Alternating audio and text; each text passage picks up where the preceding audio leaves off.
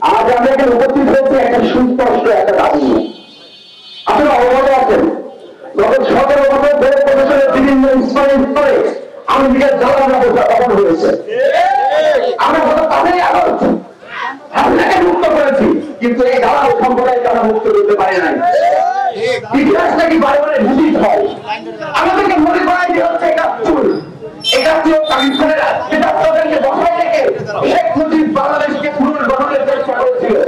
আমরা ভুলে যাই নাই সেই পাকিস্তানি নেতারা যেমন মুজিবকে বিপদে ফেলেছিল, ঠিক সেই রকম এই হাসিনার নেতারা আমাদেরকে বিপদে ফেলতে যাচ্ছে। যদি তাই না হবে তাহলে 5ই আগস্টের পরে প্রত্যেকটা স্তরে যেখানে যেখানে সমস্যা হয়েছে, কুষ্টিয়া জেলার ছাত্র জনতার যে আন্দোলনে যারা নেতৃত্ব দিয়েছিল তাদেরকে দেখে সেই সমাধান করা হয়েছে। অথচ খুব দুঃখের সঙ্গে বলতে হয়, বর্তমানে দেখছি আমাদেরকে বলে তোমাদের কাজ কি? আমাদের কাজ এই রাষ্ট্র, আমাদের এই রাষ্ট্র পরিচালিত হয়েছে ঠিক করবো আমরা। আমরা কিন্তু শরীরের বাংলাদেশকে বুঝে নিয়েছি, আমাদের ভাই রক্তের মাধ্যমে রাষ্ট্রকে বুঝে নিয়েছি।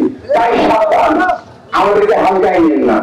আপনার নেত্রী শেখ হাসিনা আমাদেরকে হালকায় নিয়েছিল, সঠিক উত্তর আমরা দিয়েছি। আমাদেরকে হালকায় নেই, ওই চেয়ার থেকে ছুঁড়ে কিভাবে ফেলতে হয় আমরা জানি। আমাদের রক্তের দাগ কিন্তু শুকায় নাই, আমাদের ভাইরা এখনো হসপিটালে কাজ করছে। তাই স্পষ্ট বলতে চাচ্ছি, অতীব দ্রুত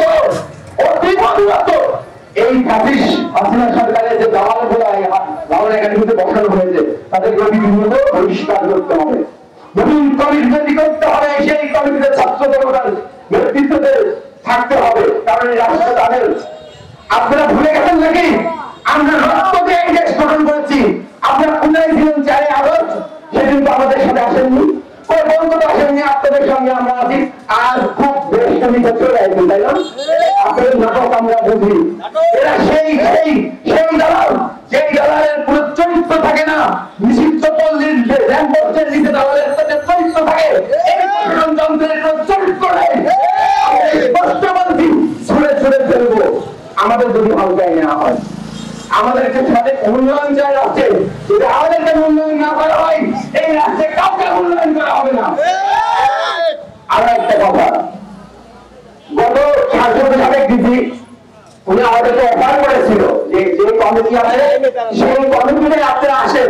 আমি স্পষ্ট বলেছিলাম আওয়ামী লীগের কোনো দালালের সঙ্গে আমরা কমিটিতে থাকবো না, কারণ আমাদের ভাইদের রক্ত আমাদের হাতে এখন লেগে আছে। আমরা ঘুমালে আমাদের ভাইয়ের চেয়ারগুলো আমাদের সামনে বসে। এরপরে কিভাবে ওই আওয়ামী লীগের দালালদের সঙ্গে আমরা একই মিটিংয়ে একই টেবিলে বসতে পারি? আমরা কি বসতে পারি বন্ধুরা? বসতে না পারি তবে অতি দ্রুত এই কমিটি ভাঙতে হবে। আর এই কমিটি যদি না ভাঙা হয় মেলা করতে দেওয়া হবে না। আর একটা কথা, দেশের আইন শৃঙ্খলা ব্যবস্থা কেমন আমরা সবাই অবগত। একটা এত বড় মেলা হবে, বাংলাদেশের অন্যতম বড় একটা মেলা, আলম মেলা, সেই মেলার সিকিউরিটি ব্যবস্থা আমাদের সঙ্গে আলোচনা করা হয় নাই। অথচ পুলিশ লাইনের স্কুল এন্ড কলেজের সমস্যা আমাদেরকে নিয়ে ঠিক করা হয়। আমাদের কি ভোট জামাই মনে করছেন এই রাষ্ট্র আমার, এই রাষ্ট্রের মালিকানা বুঝে এসেছি, সঙ্গে দালালি করতে পারবো না।